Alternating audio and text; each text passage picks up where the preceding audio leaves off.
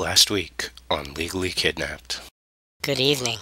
A Florida woman takes some flack this week from the pro-lifers for describing her abortion on YouTube and Twitter. Police in Florida cancel a missing child alert on a 1-year-old who was snatched back from foster care by her 16-year-old mother. Also in Florida, a bill designed to rein in the use of psychiatric drugs on foster children is introduced. This in the wake of last year's death of 7-year-old Gabriel Myers, who committed suicide in a foster home after being on a cocktail of psych meds. A court in Kansas issues a warrant for a mom who is accused of seeing her child. A newspaper in Ireland discovers that many complaints of physical and sexual abuse by foster children are never prosecuted, and a principal at a school in Indiana is acquitted of failure to report child abuse. The Kentucky House passes a bill to allow the courts to open up some child abuse and neglect proceedings. The Ministry of Children and Youth Services in Ontario, Canada recommends that children's behavior be assessed before being placed in foster homes. Michael Jackson's former guitar player is mad at Kiss bassist Gene Simmons for making a comment about little boys in Michael Jackson's dressing room. And then Jermaine Jackson's kid buys a stun gun over the internet, threatens to use it on Little Blanket, and Michael Jackson's love children are all investigated by CPS. In Colorado, CPS is in full damage control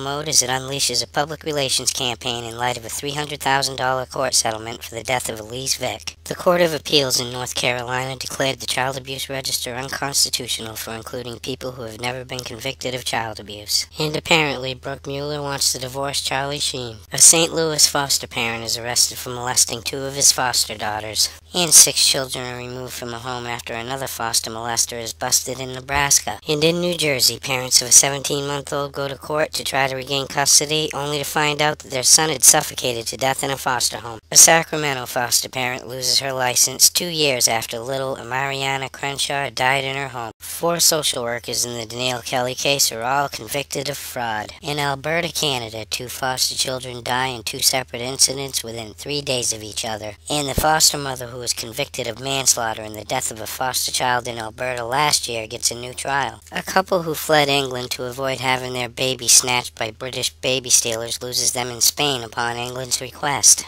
And finally, tonight a mother is put on the child abuse register for telling her 5-year-old that she was delivered by cesarean. For these stories and all the latest dirt on the child protective industry, visit www.legallykidnapped.com. And until next week, this is Baby LK, over and out.